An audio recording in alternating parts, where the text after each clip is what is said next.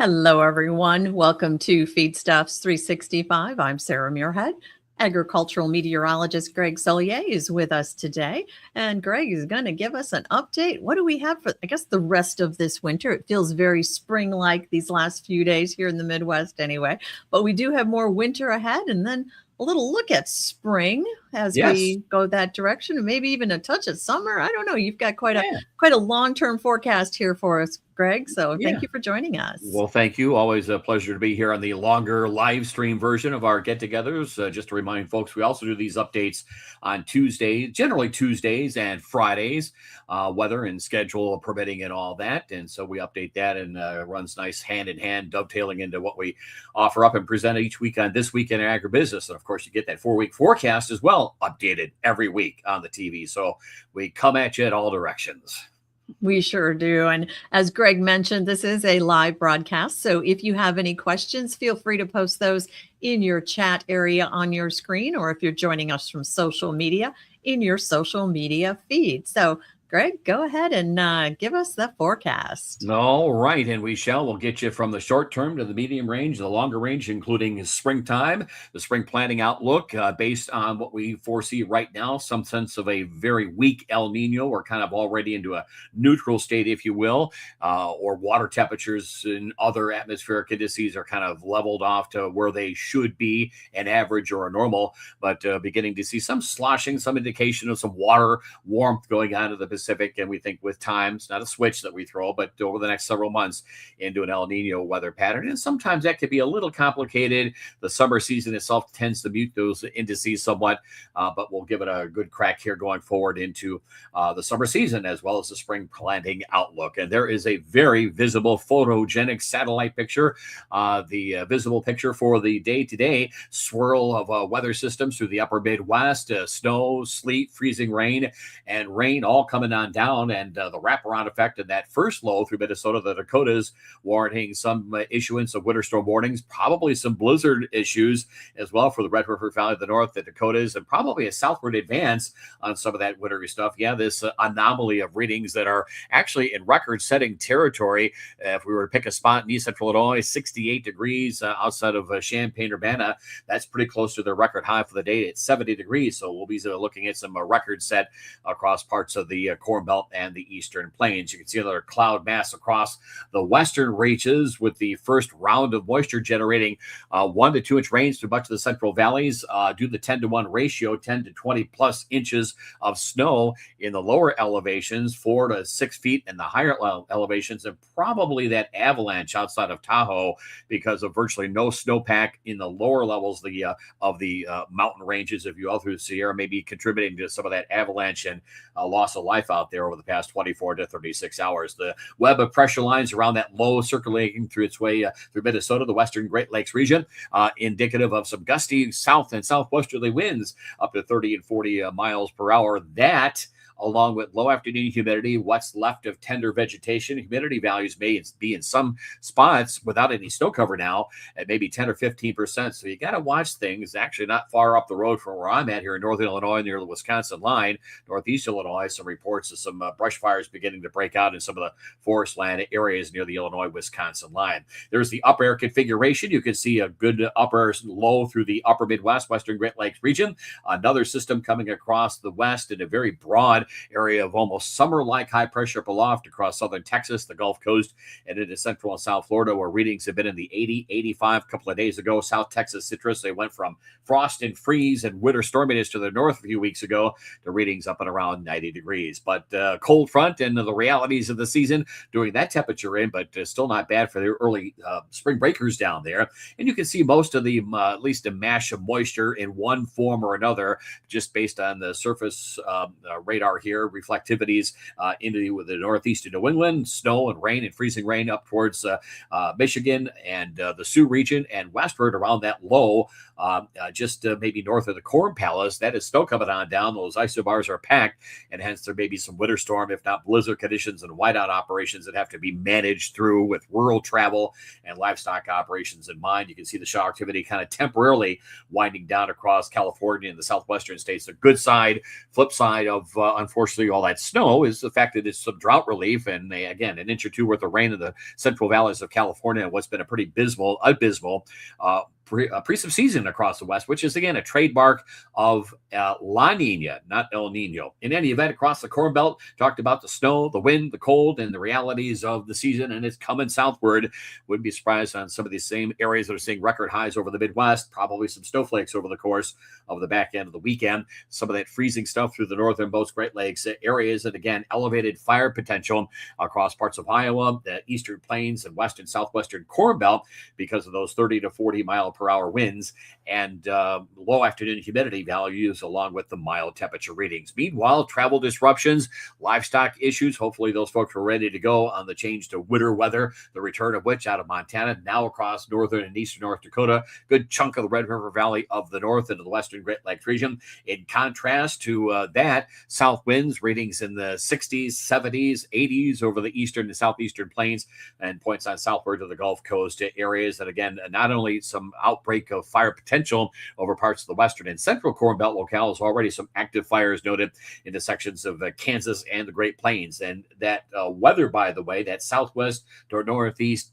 area of debris and smoke, plus the rain that came on down, plus the dry fields. Yeah, if you went out this morning into parts of Illinois and saw what looked like to be mud, that's essentially topsoil out of parts of the western and southwestern Corn Belt and Great Plains areas. There's the fire risk for the day today. Critical. That's a pretty much elevated scenario for Iowa, northwest Illinois, as far east as maybe parts of northeastern Illinois as well, and a broad reach of fire potential over much of New Mexico, Texas, and Kansas. Despite recent moisture, doesn't take much to get things to dry out. Maybe a little lesser threat and coverage, but still into play across Oklahoma and Texas for the day tomorrow. 60 to 80 degree readings over the south and southeastern states. They had about 2 weeks of snow on the ground. It melted last week across Virginia. It took 75 to 80 degree weather to get that fully accomplished, but you got that moisture to percolate on down into some of those drier soils in the mid-Atlantic region and southeastern states. We'll take a look at the drought monitor coming up here,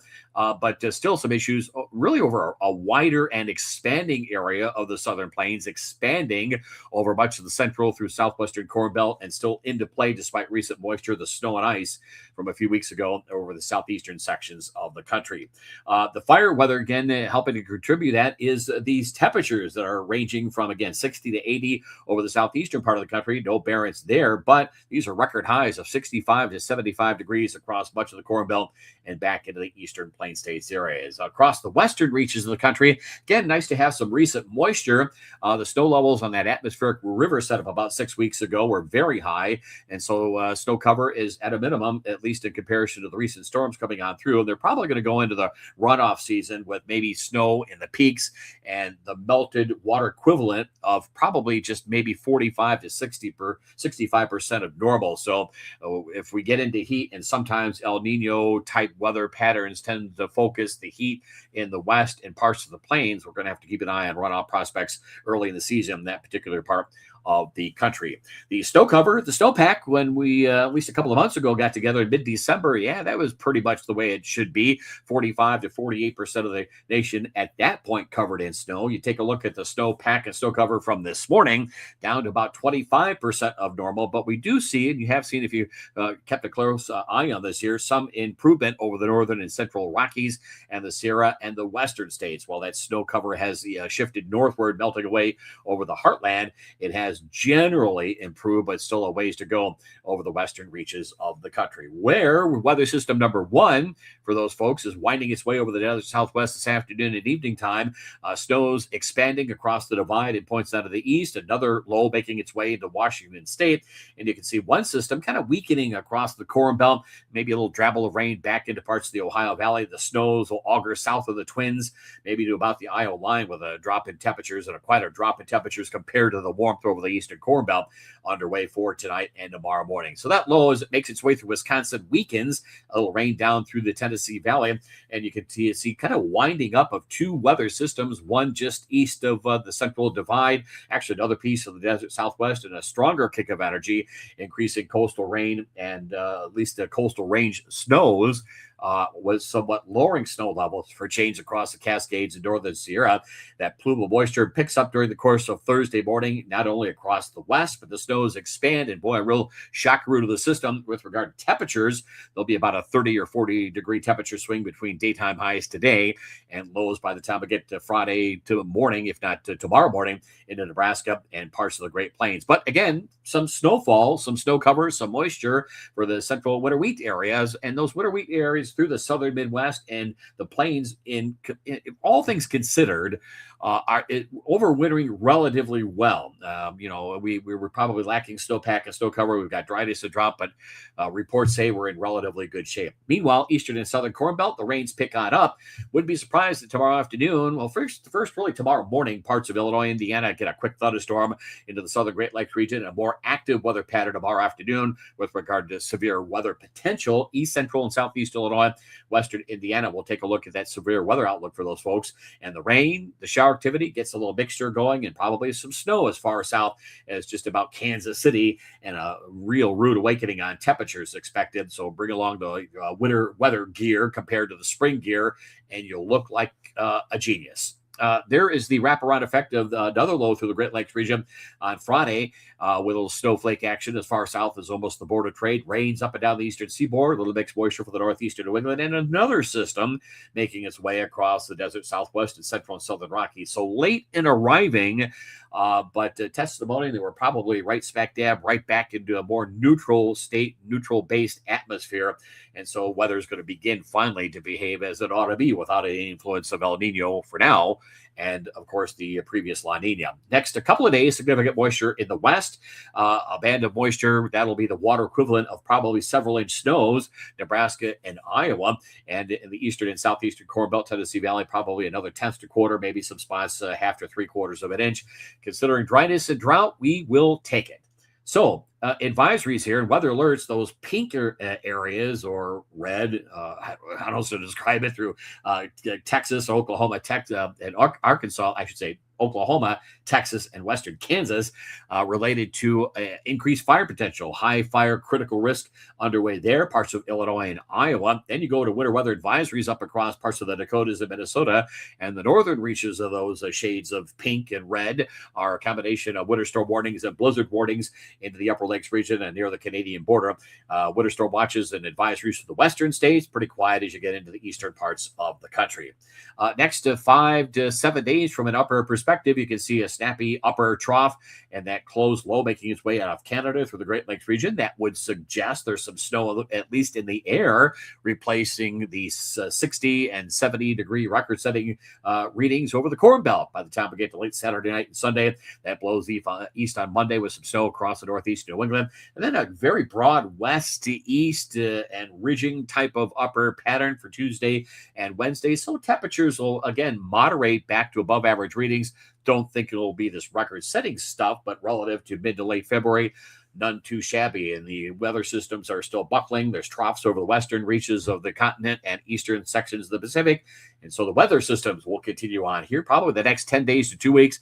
A pretty active weather pattern for the west to about the divide, a break, and then it picks up again from the Mississippi River on east. And so we think, while it may come in the form of mixed moisture, there's still some additional drought relief going forward. And like we talked about at a meeting down in Springfield last week, might as well get some work done. You can't do field work, but we might as well, and this is probably the way the rest of the winter is going to go, actually work on improving dryness of soils and drought-related issues. You want to do it now. Don't want to balance the books of snow cover, melting snow, spring rains on top of that, and field work all at once.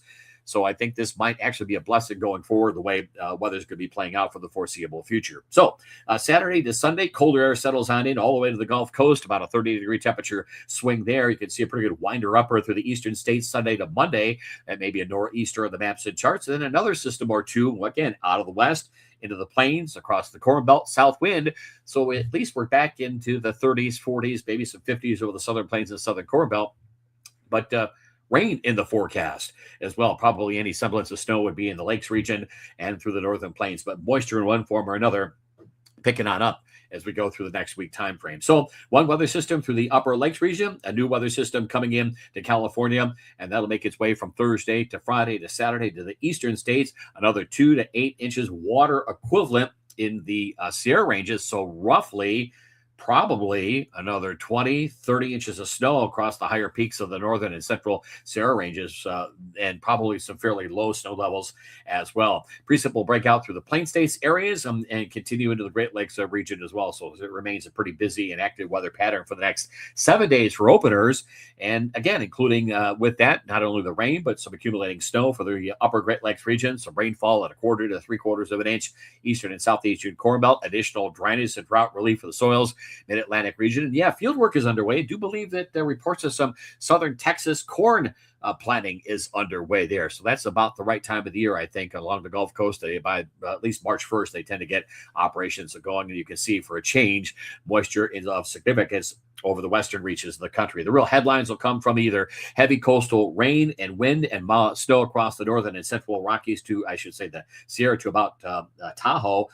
Wind down the central and southern Rockies out of New Mexico and in through parts of Colorado, and a significant snow and rain system for the Northeast and New England. On temperatures, you can see the cold air returning to the northern part of the country. This is the Saturday high temperatures and back to realities over much of the, at least the Corn Belt, northern and central plains. Daytime readings near the Canadian border, single digits, 30s and 40s over the Great Plains, 20s and 30s for much of the Midwest, and 40s into the Ohio Valley. Cold air kind of builds in a little tighter into Monday, with teens and 20s for the upper Midwest, down through the 30s and low 40s for the eastern Corn Belt. Little bit of an uptick in readings expected across the central and southern plains, recovering to the 50s and 60s there, 60s and 70s, even some low to mid 80s across the central and warmest into the south end of West Texas cotton, livestock, and winter wheat country. And readings again back into the 30s and 40s across the Midwest, but still a pretty good prod of some cold air up near the Canadian border. So you got to keep an eye on these rangings of temperatures and the types of precip that come on down. And conducive to that will be these overnight lows, more or less reality for mid to late February, with readings down a bit below zero near the Canadian border, teens, 20s, and some single digits over the rest of the northern and central plains. Frost and freeze all the way down back into the southern plains, parts of Dixie early next week, and sub-zero cold where they're still good, where we will probably add new snowfall and snow cover into the western Great Lakes region. And otherwise, everyone else basically seeing a return to colder, more seasonal temperatures. So there'll be a little bit of a recovery around here by Wednesday of next week. But again, conducive to getting more snow in the forecast, more snow cover on the ground, and or chasing snow to rain and back over to snow, that kind of scenario for parts of the mid-latitudes of the plains and Corn Belt areas. So again, no shortage of moisture, and probably what you should see and expect for the time of year in the second half of February into the beginning part of March. This was the drought monitor back on the 2nd of December. And the current drought monitor, yes, worsening out of Ohio, Indiana, Illinois, worsening in the Ozarks, down into at least the far north end of the Delta, parts of the upper northern reaches of the lower Mississippi Valley, worsening through Oklahoma, more so Texas and the southeastern parts of the country, kind of holding sway west of the Missouri across Nebraska, and pretty much across the western states as well. We have seen, because of the rains a couple of months ago, improvement, would you believe, into California, but the snow in the peaks of the Sierra, not where it needs to be from runoff and watershed issues going forward into spring and summertime. Drought monitor from the 2nd of December across the Midwest, and general worsening of some of those extreme drought-ridden areas. Extreme areas are there through Champaign County, up around Logansport, Ball State, south of Fort Wayne into northwest Ohio. Okay, in the upper Mississippi Valley, worsening as you go south and southwest into Missouri. This was the outlook from the feds put out at the end of January. And I think a lot of this is going to be coming here probably the next month or so, is additional drought improvement where we need it. May not end the drought. And that was the discussion point down in Springfield last week. You can't have all this all come down all at once, but there should be, with time, modest, categorical, every few weeks improvement to dryness and drought based on the drought monitor. So may not get exactly where we need to be. Parts of central Illinois and Indiana are about 15 inches, 16 inches short from what they were back at the start of last year. So work to be done, but we can't bring this all at once in and during the course of the spring season. Of course, when we still have winter to deal with, and snow cover and snowpack that we will put back into the ground, may not be long lasting, but will be back into play. So all ahead reverse now. Let's go into the update for South America. And a lot of issues have been coming back into play since we got together in the last live stream. Too much rain, too much of a good thing. Delayed, although they're about 20% complete now in that Formosa, Rio Grande do Sul area of Brazil regarding second corn crop planting, but heat is lurking south, and we'll get to Brazil in just a minute. In the meantime, this is Argentina, and varying levels of rainfall as you would expect in a typical Mediterranean or Great Plains or Western and Southwestern Corn Belt setup. So a lot of that to southern area of Argentina, it remains very much parched and too dry. We haven't had much in the way of any significant rains. Have been basically under a quarter inch the past week to 10 days around Buenos Aires. And so Entre Rios, Cordoba, those areas continue to be looking at very much insufficient soil moisture levels going forward here for whether it's late season maturity across that particular part of Argentina, where going forward as of at least early February, some of the early planted fields were beginning to stress out, flowering soybeans, grain fill on the corn side of things, and later plantings as well. Second plantings are going to be up in the air because of this same dry, drought-ridden area where some of these temperatures have been topping out in the upper 90s and low 100s around Formosa, for example. Low to mid 90s, pretty much common. Mid to upper 90s, a little hotter than usual. So soybeans remained under stress. Same with some of those second crop field areas. And so expectations of probably some additional yield losses going forward into Argentina. But that's been pretty much built into, I think, the markets. It's been Argentina, I should say Brazil, where it's been almost too much of a good thing and not enough of another. And that being rain in the southern reaches and too much rain and not enough dry time in those northern areas around Formosa, for example. Safrina is another big ag area, and they are running behind schedule. But 15 to 20% compared to what they've had and what they started off about a week to 10 days ago on second crop planting is a bit of an improvement.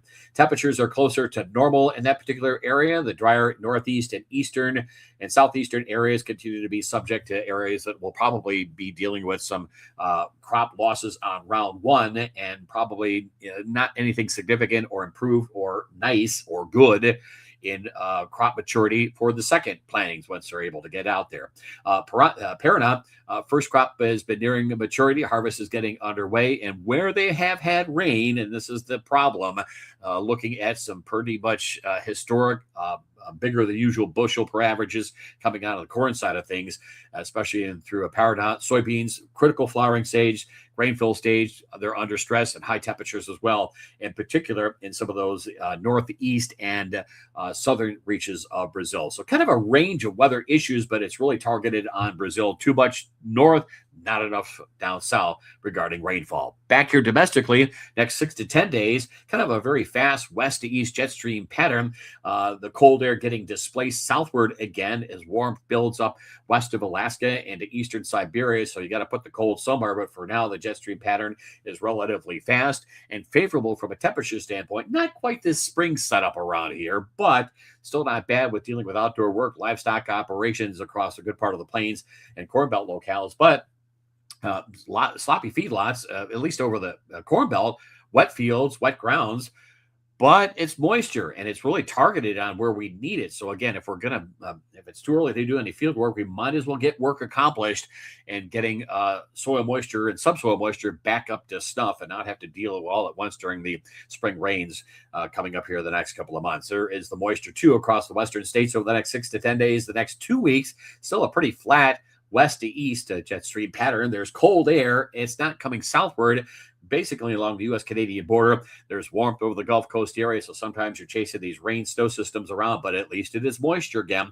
for the plains and Corn Belt locales. And again, warmth building up through eastern sections of Siberia and into the Pacific. A little slightly eastward jog on some of the warmth. This is the 6 to or 8 to 14-day outlook from the National Weather Service, and pretty much the right idea. Pacific Northwest, Northern Plains, another center of moisture, which probably becomes the center of moisture in the northern and eastern Corn Belt locales. So there's a little trip of the hat on what we're kind of thinking about going forward for the rest of winter across the country. So, Sarah, that's pretty much the short term of it here.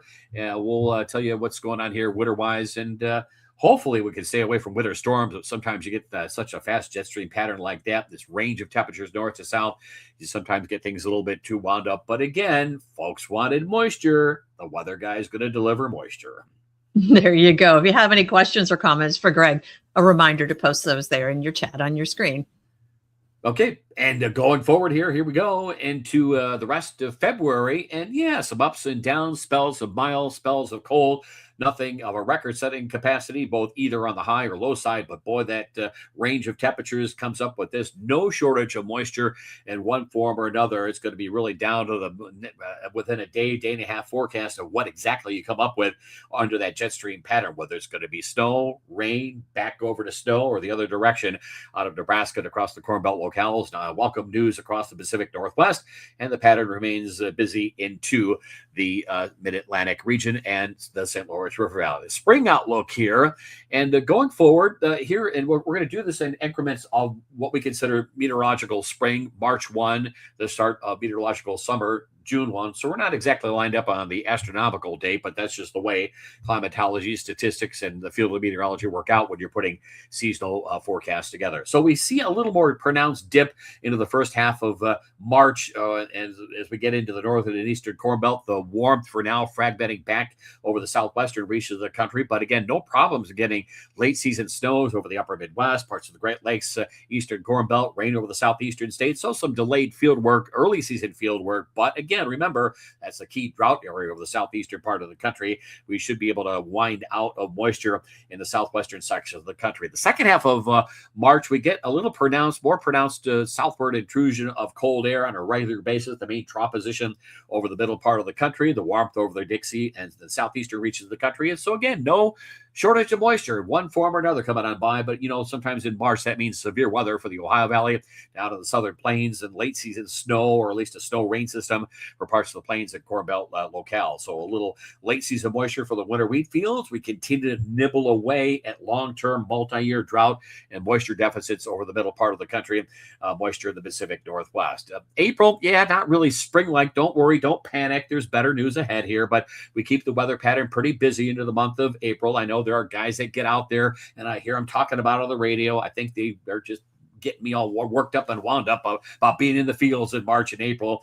But good luck if you can do it. And if you want to deal with having to deal with still some, seasonal dates to frost and freeze, there's a story with a pretty busy weather pattern still for much of the Corn Belt.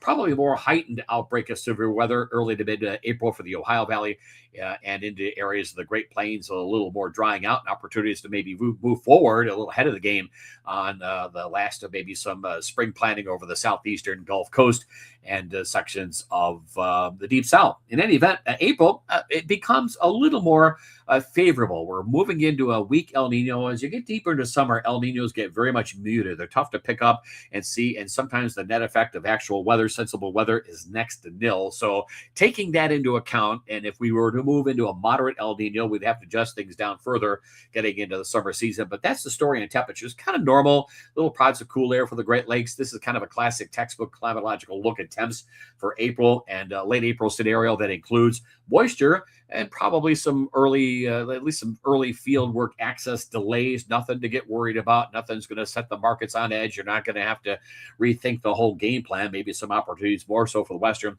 and southern reaches of the Corn Belt. Much of May, when we're going full tilt, this is what we talked about down in Springfield last week. We get our rally caps on, and I continue to see a return to more normalized temperatures and improvement of soil readings over the Corn Belt, western and southern areas. And we move into a more favorable setup as well, with normal to a bit below on rainfall prospects. Remember, still in May, half to 3/4 of an inch is the average week amounts worth of rain over the middle part of the country, the Corn Belt locales. But again, opportunities to maybe quicken the pace out there.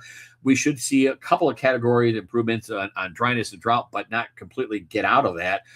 Southeastern part of the country, Canadian border, and the northern plains remain pretty much active. Summer thoughts going forward here, based on still a kind of a weak El Nino, There's the usual hot ridge there for much of June, and organized rains are basically where they should be for the time of year, probably favoring the northern and eastern Corn Belt up across the Dakotas, Pacific Northwest, eastern states. So some folks in the far eastern belt, maybe parts of Michigan, get a little bit delayed. And we're back into the scenario for July and August of based on a weak El Nino, no real long lasting heat. Probably normal till maybe a little below northern Corn Belt, maybe normal, a little above southern Corn Belt. Slice it up however you want across the Plain States areas, and basically normal to a little below on the southern plains and southern Corn Belt with moisture, maybe a little above through the Great Lakes. Spring grains, sugar beet country continue to get their rains across the southern Canadian prairies. Spring grains as well as mentioned, and back across parts Big Sky country, more normalized precip over the southeastern part of the country. So that is the story going forward here for the spring and summer season. And that's it for the Weather Office. A lot to digest here. So hopefully folks will be able to come online and check the forecast out. And we'll have additional details, of course, each and every week on This Week in Agribusiness. Exactly. Yes. Let's focus on that drought relief, as you like to call it, Greg, and Yes. get that moisture back in that soil, so we're ready to go when the planters can roll up Yeah, in this northern area. Like you say, they're already probably rolling down south. So. South Texas, Gulf Coast, yes, and I think they'll be in relatively good shape there. But again, there's some spots out of central Illinois, Indiana, and Ohio that are about 15 to 18 inches shy of normal from back in the start of 2025. So we're not going to make up for that. That was the worry, the talk down there in Springfield. We're not going to get all made up all at once, nor do we want that to happen. Mm-hmm. So if we can do it in incremental pieces here, and maybe some delays in the early access to spring field work, but then get our rally caps going as the apex, if you will, of the spring planting calendar arrives, then I think we're in relatively good shape going forward. So we're going to try and do this two ways: get moisture going into the rest of winter and early spring, and then back it off, and then move things very much on a pretty quick and rapid pace on planting as we get to where we need to be on the calendar dates. Very good. All right. Well, we'll be checking in with you, of course, Greg, as we move through the rest of this winter and into spring. So everyone be sure to put that on your calendar and check back with us. So Greg, thank you so much for your time today. Thank you. It's been a pleasure. And thank you all for tuning in as well. We appreciate you joining us. For Feedstuffs, I'm Sarah Muirhead.